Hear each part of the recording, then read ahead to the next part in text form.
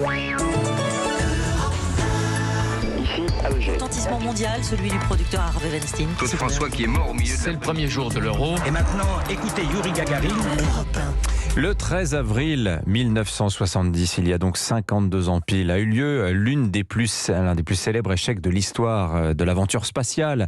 Les astronautes de la mission Apollo 13 sont confrontés à un problème dans le vaisseau. Bonjour Lord d'Autriche. Bonjour Dimitri, bonjour à tous. Et le problème en question, c'est l'un des réservoirs d'oxygène qui explose. Oui, l'explosion fait perdre l'approvisionnement en oxygène, mais aussi en électricité et en eau. Les 3 astronautes sont déjà à 300 000 km de la Terre. Impossible de faire demi-tour. Ils se réfugient donc dans le module lunaire. Voici un échange entre la capsule et le centre de contrôle de Houston aux États-Unis. Apollo 13 est perdu dans le ciel. À propos, dit-il, c'est la Terre qui parle presque à la Lune. Nous avons une question à vous poser. Est-ce que vous pouvez vous repérer aux étoiles ?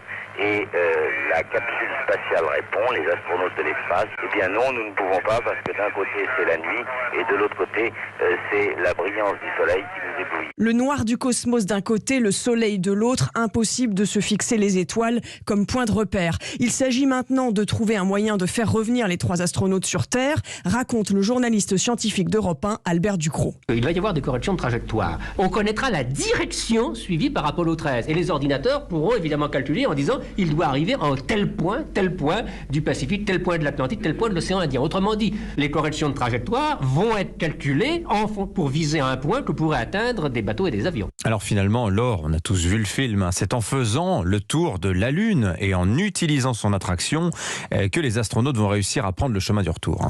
Oui, mais c'est encore loin d'être gagné parce que la capsule dans laquelle se trouvent les astronautes n'a pas été conçue pour être occupée autant de temps. Le manque d'eau, d'oxygène et le froid perturbent l'équipage qui suit donc la nouvelle trajectoire qui a été fixée. Mais pour rejoindre la Terre, encore faut-il rentrer dans l'atmosphère de la bonne façon. Dans le premier cas, d'un angle trop ouvert, il risquerait de rebondir sur l'atmosphère et dans le cas d'un angle aigu, la cabine risquerait de s'écraser. Les précautions sont déjà prises et la récupération est prévue à 900 000, c'est-à-dire à environ 1500 km au large de Tahiti.